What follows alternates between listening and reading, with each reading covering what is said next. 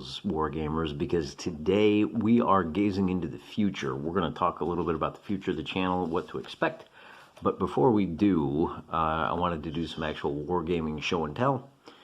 So maybe a bit of a filler episode, but that's okay. You don't gotta watch. We're going to start off, and if you don't care about what's going to happen with the future of the channel, you just want to take it as it comes, that's fine. If you do, stick around for after I show you my gray army. Now, this is an army. Actually, I have two of these. To give you a sense of scale, this is a container for 4x6 photographs. And each of these strips is a strip of 2mm figures. Here's your whole army right there, side by side. And all of these figures come from Irregular Miniatures. In fact, this is essentially what you get for inside a package of the 7 Years' War / Marl... Oh, one of my followers taught me how to say this. Marlburruh Wars. That I've painted up. I swapped out a little bit just to make it work with the bases that I've got. These are simple 1-inch wooden bases. You get them for Amazon for about a nickel a piece.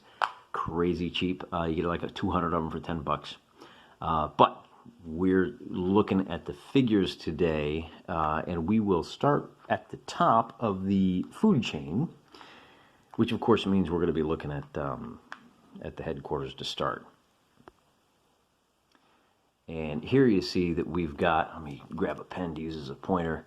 Here you see we've got 3 generals in the front. We've got a couple of messengers and a guy with a banner. It's pretty light, but it stands out. One of the tricks with 2mm is trying to make each of these brigade types look completely individual. So you see we've got a lot of green space on there. And then if you compare that with, we'll go to the guns part of the horse, foot, and guns next. I've got 3 stands for these guys of artillery. And so here we have some shooty boys, and we should talk a little bit about this gun carriage. It's a brass gun. It's got a blue carriage, which is in line with keeping with the Prussian stylings that we've got here. This is essentially a Prussian army pack. Again, a little bit of swappage. I bought all 5. I bought the entire line. And I will be using these for an Imaginations Tony Bath style campaign. These are light infantry. I took, there's actually 2 strips here, a strip of 5 and a strip of about 7 clustered. As you can see, I cut them, put them on there, and put a little bit of extra bushes for them to hide behind. As I was saying, this is for a Tony Bath style campaign. I've got 5 players.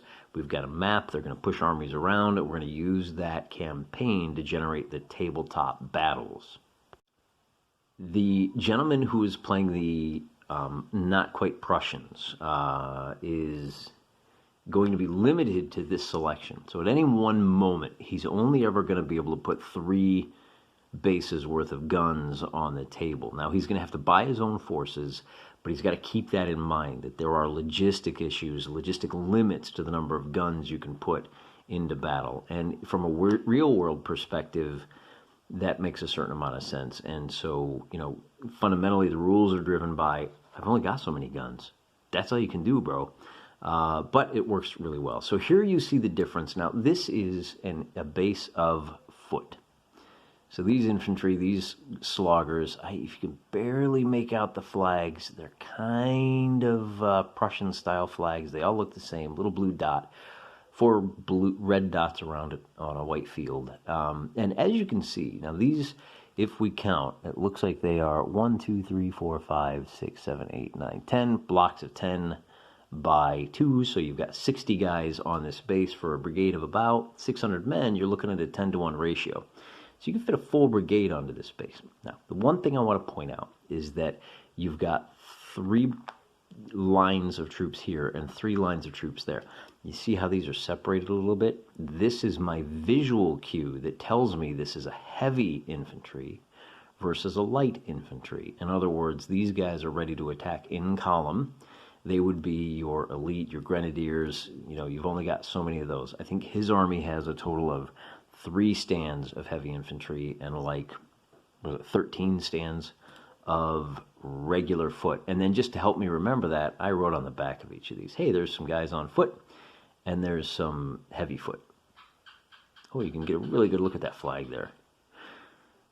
So that brings us to the end of the infantry. Let's see, is there anybody else we need to look at?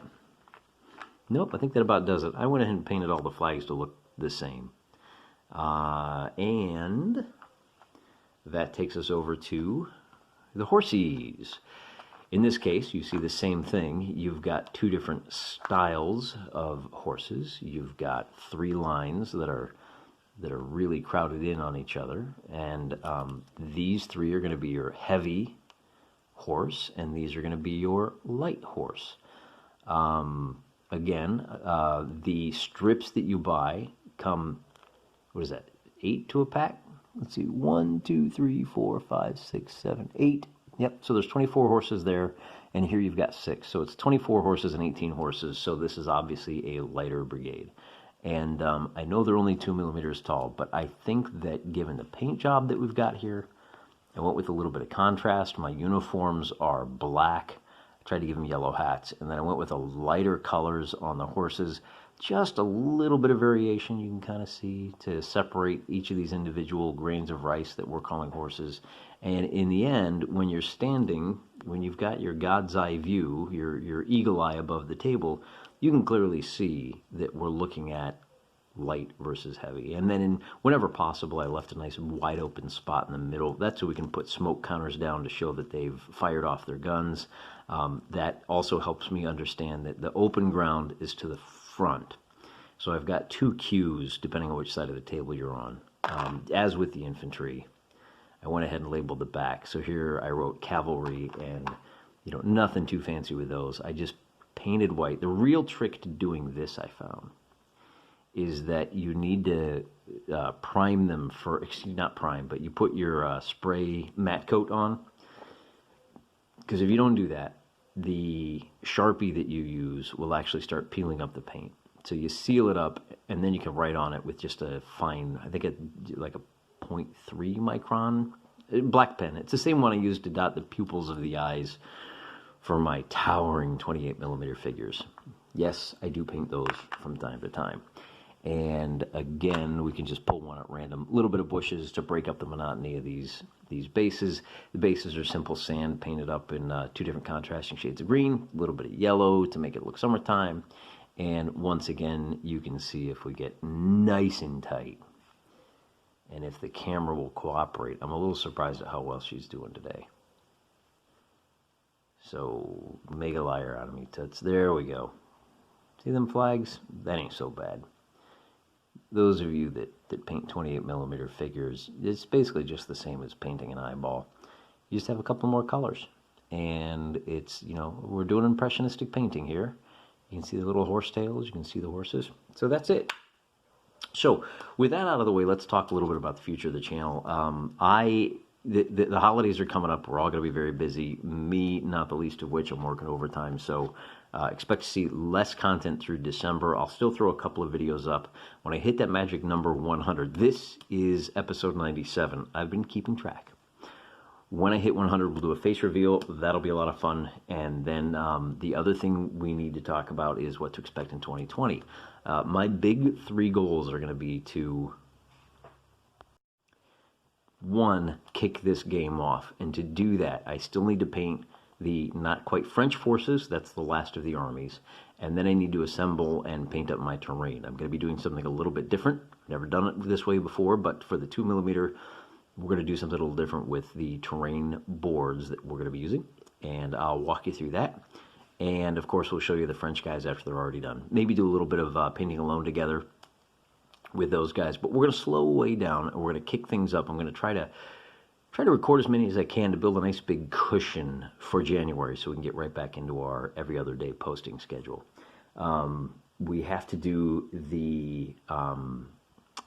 we will be doing a 2nd season of the Adventures of the Black Raven. We're going to shift, for the 2nd season, we are going to shift networks. That's right, we're not going to be doing Void Pirates. We're going to be doing a different sci-fi skirmish.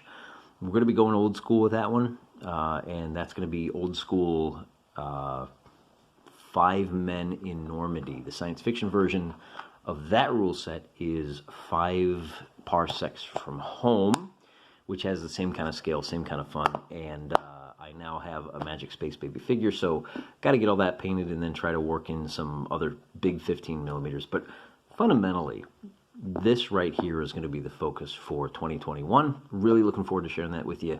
Really glad you came along with me for the ride in 2020. We saw a lot of fun stuff.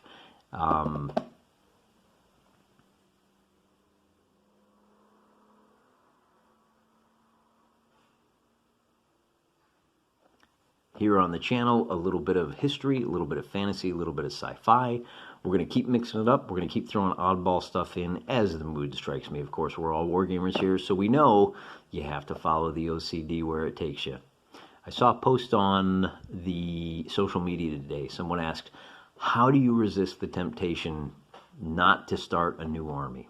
When you got that urge to start a new army, how do you resist that temptation?